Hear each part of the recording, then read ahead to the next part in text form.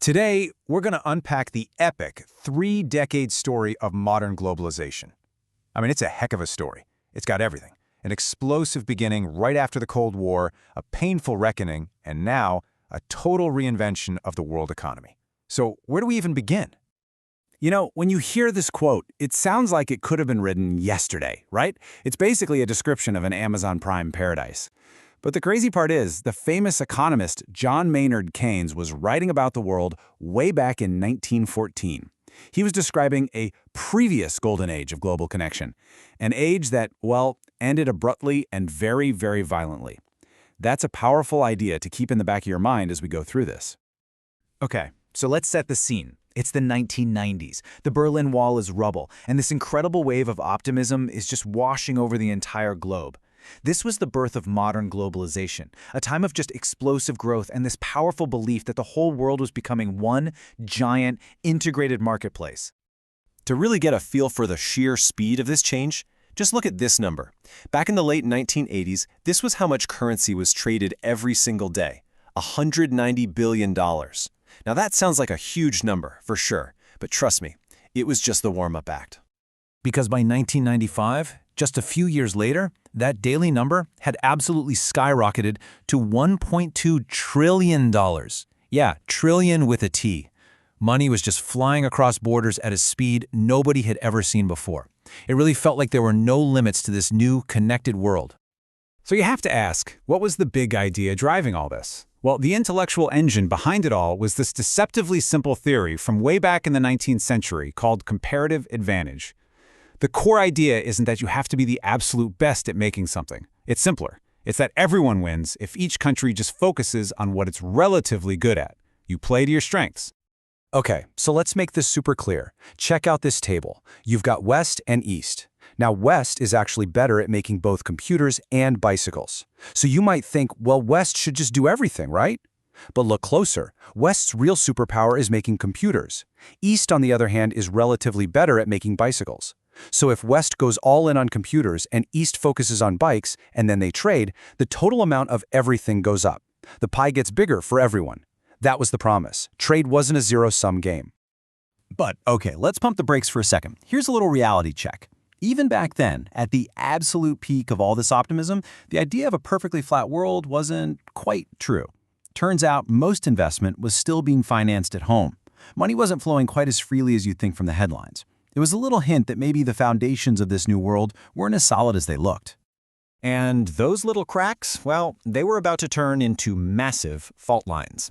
This brings us to Act 2, the reckoning.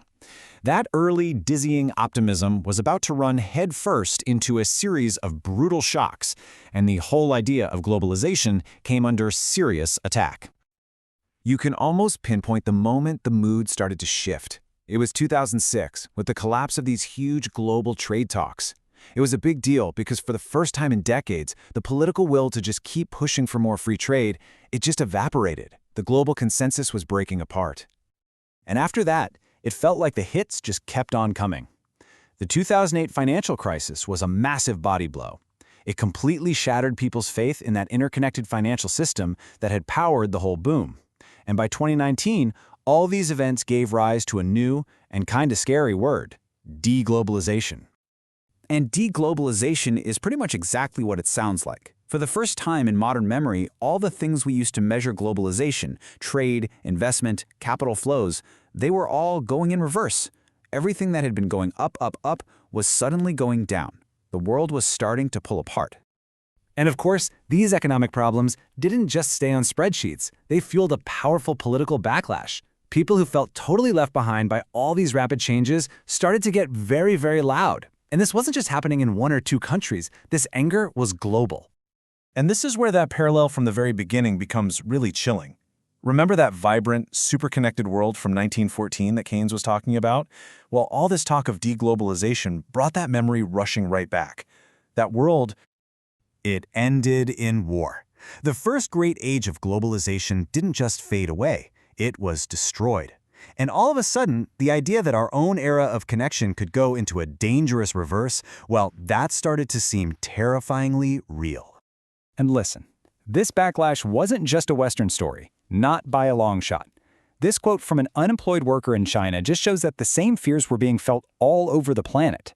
This is a guy who helped power China's incredible rise, but then as jobs started moving on to even cheaper countries, he got left behind.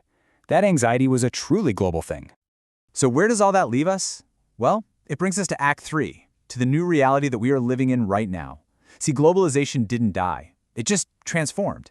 It became something slower, more cautious, and way more complicated. Welcome to the age of Slowbalization. So what on earth is Slowbalization? Basically, it's the idea that the explosive growth period is over. Trade and investment, they aren't expanding faster than the global economy anymore. So the world's still connected, definitely, but the pace has slowed to a crawl. The high-speed train has become a local commuter. And this chart, this picture tells the whole story. Just look at the contrast. You've got that steep, rapid climb during the boom years, and then after the financial crisis, it just flatlines.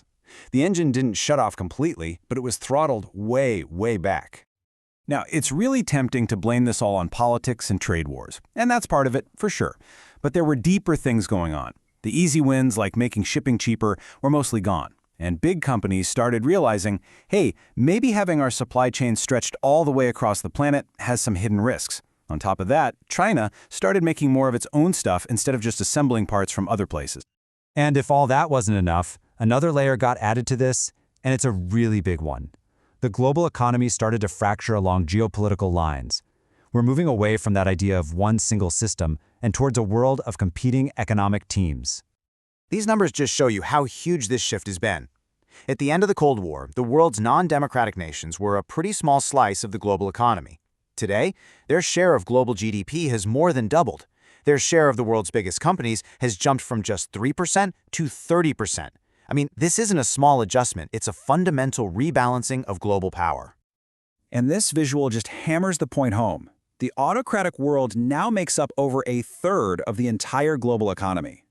The West is no longer the only game in town, not even close. We are living in a bipolar economic world, and that's a reality that would have been totally unthinkable back in the 90s. So this is where our story leaves us for now. I think what it shows is that globalization was never some unstoppable force of nature. It was always a man-made system, a fragile one that's constantly being reshaped. We started with that parallel to the first Golden Age, an interconnected world that ended in the catastrophe of World War I. And today, we find ourselves in another era where the global system is fracturing into rival camps. It leaves us with a really unsettling question. As our world divides again, can we avoid repeating the mistakes of the past? Will this time be any different?